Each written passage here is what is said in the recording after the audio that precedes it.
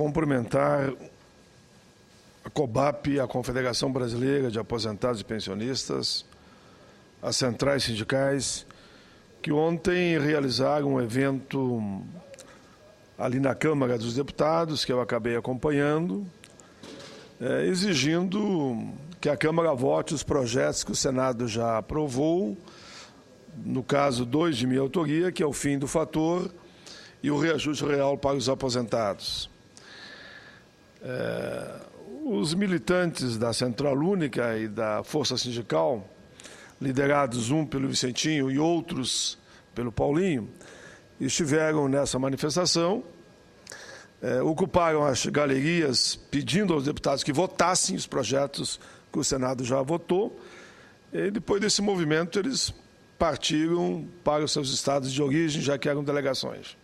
A COBAP, senhor presidente, com cerca de 200 idosos, homens e mulheres, na faixa de 70, 80 anos, uma senhora com 94 anos, decidiram fazer uma vigília, passando a noite no Salão Verde da Câmara. Eu, senhor presidente, fiquei solidário a eles. Eu presidi a sessão aqui, encerrei, eu acho que em torno de, calculo eu, 8h30, 9 horas, e me desloquei para lá e passei a noite com eles. Eles dormiram no chão do Salão Verde da Câmara, usaram os espaços disponíveis lá, mas eu fiquei impressionado com a fibra desses homens e mulheres de cabelos brancos. Cantaram durante a noite as suas canções de protesto pela não aprovação pela Câmara do projeto que garantiria a eles o mínimo de reajuste para que eles possam enfrentar o dia a dia de suas vidas numa época, queremos ou não, a mais difícil. Muitos dizem que é a melhor idade. Eu também, que já não sou nenhum jovem, eu sempre digo que a melhor idade é aquela que eu estou vivendo e procuro viver ela da forma mais intensa e agradável possível no campo do sonho permanente de todos nós, da felicidade. Dialoguei muito com eles durante a noite. A vigília começou, na verdade, em torno de 8 horas e nós ficamos até às 5 horas da manhã. Eu, no contato ali com eles, fiquei cada vez mais convencido de que é inadmissível que a Câmara não vote este projeto que garante a eles o direito a viver e envelhecer com o mínimo de dignidade. Se nem vou falar mais nos planos de saúde, que não respeite sequer o Estatuto do Idoso. Se nós pegarmos numa análise aqui, já fizemos 2 audiências públicas no Senado, a prestação que eles têm que pagar do plano de saúde está muito acima do reajuste do salário deles, consequentemente, a ampla maioria teve que abandonar os planos de saúde e depende hoje do sistema público de saúde. Além do alto preço dos remédios, além do custo de vida que eles têm que enfrentar dentro da sua realidade, eles que se aposentaram com 3, com 4 salários mínimos, que pegaram o famigerado fator que confiscou pela metade o salário deles, que só atinge a eles o chamado seletista, que são os mais pobres, ainda sabem que a perspectiva é cada vez pior, já que o governo não aponta o mínimo de luz, eu diria, no fundo do túnel, para que eles possam sonhar em ter algum tipo de reajuste no seu salário. Como eu dizia, o cidadão se aposentou com 5 salários, hoje está ganhando 3. Se aposentou com 3, está ganhando 1. E só não ganha menos que 1 porque é impossível, porque a Constituição não deixa. Então, a realidade deles, de fato, é desesperadora. Tivemos, no meio da noite, uma reunião com o presidente da Câmara, o deputado Marco Maia, que é o presidente daquela casa. Ele foi muito franco conosco. Ele disse que a questão não é a da Câmara. Ele disse que a orientação é do outro lado da rua. Ele é de lá que vem a pressão para que a gente não vote. E os líderes são pressionados a não votar o reajuste do aposentado e nem o fim do fator previdenciário, como nós aqui já aprovamos e aprovamos por unanimidade.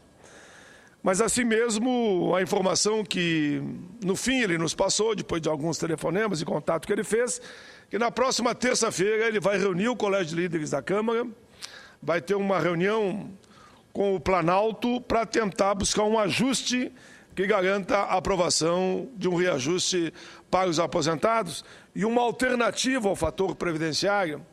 E eu quero dizer, senhor presidente, que eu entendo que é possível, sim, construir um entendimento. Claro que a fórmula 85-95 não é ideal, mas ela é bem melhor que o fator que está aí sendo um instrumento perverso, cruel. Eu chego a dizer que esse fator previdenciário devia ser considerado na Corte de Haia, enfim, como um crime hediondo. Aquele crime que não prescreve é inafensável, porque é inadmissível o que ele faz. O conjunto dos setores, judiciário, executivo, legislativo, você faz um cálculo e você se aposenta. Para o trabalhador CLT, não. Você faz o cálculo, depois vem o fator e corta pela metade o vencimento. É essa a indignação maior de todos, e por isso eu estou na expectativa de que essa reunião de terça avance, e nós continuaremos. Uma série de partidos tomaram uma posição que não deixarão votar o orçamento. E eu, claro, que eu estou, não na visão como partido, mas como individualmente, eu estarei lá também para pedir a verificação, para não permitir que se vote nada enquanto não se decida essa questão dos aposentados e pensionistas. Eu espero que os partidos que tomarem essa posição mantenham firme a palavra empenhada de que não deixarão votar nada enquanto não resolver a questão dos aposentados. Eu sempre digo, senador Valdemir Moca, Vossa Excelência, sabe, a postura, não só minha, mas de inúmeros senadores, né? Eu acho que o homem público ele tem que marcar sua atuação pela coerência, né? Do discurso e a prática. E é isso que me move a vir hoje, mais uma vez à tribuna, fazer mais um apelo aos deputados que votem. Eu sei que alguns dizem o seguinte: Paim, tudo bem, nós votamos, mas daí vem o veto. Mas também eu tenho que dizer, se nós ficarmos dessa de que não podemos mais votar mais nada, porque o outro poder diz se votar é o veto, bom, se essa posição do Executivo em relação ao Legislativo prevalecer, então fechem o Congresso, porque não tem mais razão. Se toda a matéria, na sua independência, que tem o Legislativo, que ele vai votar, vem uma ameaça de veto e ele não vota, então não tem mais razão de ser e vamos viver eternamente sobre esse instrumento, né, que eu considero um instrumento do parlamentarismo e que evocadamente no presidencialismo, da medida provisória. Daí quem vai legislar e dizer o que pode não ser votado é só o Executivo e nós perdemos totalmente a nossa independência. Por isso que eu digo, bom, se querem ameaçar com o veto, vete então, mas nós temos que cumprir a nossa parte. Os legisladores têm que votar. Vote o fator, vote o regime do aposentado. Bom, se houver veto, faz parte do processo e nós vamos trabalhar, claro, para tentar derrubar o veto. E eu até acredito, um veto do fator e do reajuste do aposentado, que é difícil derrubar veto nessa casa que eu digo Congresso, porque o voto é secreto, aí todo mundo dá o discurso favorável e na hora só sabe que, infelizmente, é verdade, é fato e é real, no voto secreto a gente não derrubou. Mas, nesse caso, é tão pesado o que fazem com os idosos, com o fator, que eu acredito mesmo que veto, mesmo secretamente, nós temos condição de derrubar se o veto for botado em votação. Por isso, o apelo que eu faço mais uma vez é nesse sentido. E, concluindo, senhor presidente, ainda gostaria de deixar registrado o pronunciamento que faço valorizando o regime especial de reintegração de valores tributários para as empresas exportadoras, o Reintegra, que aqui eu faço uma análise detalhada e como eu tenho hoje viajar, eu quero que Vossa Excelência considere na íntegra. Também faço um outro pronunciamento sobre um seminário que está sendo realizado na Câmara sobre a questão da situação do povo africano no Brasil, um seminário também que vai aprofundar esse debate. E quero também dizer que passei agora a presidência, eu estava na Comissão de Direitos Humanos, ao senador Magno Malta, estamos lá fazendo um debate, eu diria importante, mas triste, né? Que conta a história dos índios saroás no Brasil, que estão se suicidando, mas se suicidando mesmo, nesse caso, há lá um jornalista europeu que ele fez toda a filmagem da situação desse povo indígena lá no Amazonas, e as declarações do próprio, um jovem índio de 18 anos, ele dizendo o seguinte: como eu não tenho mais esperanças, eu não tenho mais nenhum tipo de esperança, eu antes dos 30 vou me suicidar para me encontrar com a minha mãe, com meu pai, com a minha irmã, com meu irmão, que também já se suicidaram. Eu estou resumindo a história dos índios Suruás. O Paulo, que é o jornalista que está lá expondo, ele está muito, muito preocupado. Há uma situação em que ele descreve, inclusive no filme, em que as crianças são deixadas para morrer na floresta porque o povo indígena, naquela situação que se encontra, não vê luz, como eu dizia antes, para continuar lutando pela vida. É uma situação muito, muito delicada, é tão grave e verdadeiro que o deputado federal Lagoa de Oliveira me mandou também um ofício dizendo que ele conseguiu levantar dados e que o Ministério da Justiça, via FUNAI, confirma que é verdadeiro o fato do suicídio desse povo do Amazonas. A intenção da comissão, a exemplo que já combinei com Vossa Excelência, claro que a situação é outra, é bem distante, de nós fazermos que uma comissão de Câmara e Senado esteja lá na Amazônia e veja a situação desses nossos queridos índios da nação indígena, como se encontra. E quero mais uma vez reafirmar que eu me comprometi com Vossa Excelência. Na questão específica do Mato Grosso do Sul, dialoguei muito com Vossa Excelência, como dialoguei com os senadores e deputados. Pretendemos fazer uma reunião segunda à tarde com os 3 senadores do Mato Grosso do Sul, os dois, o deputado Sarney Filho e o senador Rodolfo Rodrigues, para discutir qual o roteiro da missão de alto nível que vai ao Mato Grosso do Sul, com a participação das 2 comissões. E dizer para Vossa Excelência, mesmo que, eu sei que segunda-feira é um dia que os senadores deslocam para estar nas suas bases, que Vossa Excelência, naturalmente, eu sei que assim o fará, se necessário for, claro, a decisão é sua, que o senador que não puder, que mande um chefe de gabinete, um coordenador, para ajudar a montar esse roteiro. Eu sei que o conflito lá é delicado, é grave. Eu já ouvi na comissão as 2 partes. Quando fiz a audiência, convidei o representante dos agricultores, como o representante dos índios, e a nossa intenção, e eu digo aqui em público, a missão vai lá para ouvir a todos, como fiz no Rio Grande do Sul, e encontramos um caminho intermediário que atendeu a todos. Então, fica aqui o meu compromisso com Vossa Excelência, que essa missão, que deverá ir entre o dia 10 e o dia 11, ouvirá todos os setores.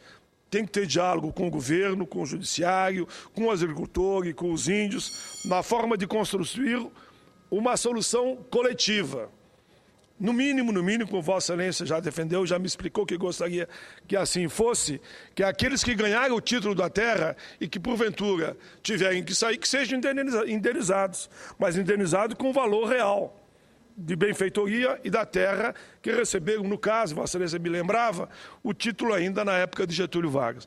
Eu quero só complementar, ao mesmo tempo, Vossa Excelência sabe que eu tenho esse compromisso enorme com os direitos humanos, mas direitos humanos é para todos, que todos tenham claro isso. Eu defendo, sim, de forma intransigente os índios, defendo os negros, defendo os deficientes, defendo as mulheres, enfim, defendo a liberdade de orientação sexual, a liberdade religiosa, mas defendo naturalmente todos. É negros, é brancos, é índios, na construção de uma saída coletiva que atenda a todos na linha dos direitos humanos. É isso, senador Valdir Moca, se você puder considerar. Vossa Excelência encerrar, e até para dar oportunidade, Vossa Excelência quiser contra-argumentar, que o Mato Grosso do Sul, nós não temos uma situação de terra grilada ou de invasão. Os produtores que lá estão, eles têm títulos, às vezes de 30, 40, 50, 100 anos. Tem produtores na 3ª geração. Então, eu não acho justo que essa dívida que a sociedade como um todo tem com a população indígena seja debitada nas costas de um único segmento, que é o produtor rural. Por isso que defendo, e ontem começamos a primeira vitória. Conseguimos na Comissão de Constituição e Justiça, colocamos uma emenda de comissão no valor inicialmente de R$100 milhões, para que a gente possa naqueles lugares onde couber indenização, onde tem título e onde for comprovadamente que não é invasão, que se o produtor tiver que sair de lá, que ele seja indenizado pelas benfeitorias e pelo valor da terra. Não. É nisso que eu acredito, porque eu acho que não adianta corrigir uma injustiça praticando uma outra, no caso, com os produtores rurais. É nessa linha que Vossa Excelência coloca. Eu sei que é uma simpatia também do relator do orçamento, o senador Romero Jucá, e acredito eu que esse é o caminho. Né? E Vossa Excelência foi muito feliz e muito claro. Vossa Excelência não foi tendencioso, como nós também nunca seremos. Quem efetivamente tem o título, quem não é simplesmente um invasor, terá que ser indenizado. E por isso a peça orçamentária é o caminho para alavancarmos recursos. E isso, no caso do Rio Grande do Sul, e era uma questão quilombola com agricultores, atendeu a todos. O que todos dizem? Bom, indenizem o que eu tenho de direito, mediante o título que eu tenho da terra. Tive até companheiros quilombolas que disseram, bom, se indenizar a minha parte, eu também. E por que não dar essa possibilidade de comprar até uma outra terra no outro local com preço justo? É como eu digo, eu tenho eu dei como exemplo no dia que eu fiz lá a reunião da Comissão de Direitos Humanos. Eu tenho uma casa na praia Rainha do Mar. Querem me comprar casa? Está à venda. Me deem o preço justo, que eu compro numa praia um pouco melhor mais para frente. É uma questão de justiça só, e isso é fácil de entendimento, e todos entendem. Basta que a gente consiga alavancar os recursos, e Vossa Excelência apontou o caminho, que é a peça orçamentária. Senhor presidente, eu peço que Vossa Excelência considere na íntegra os meus pronunciamentos. Muito obrigado.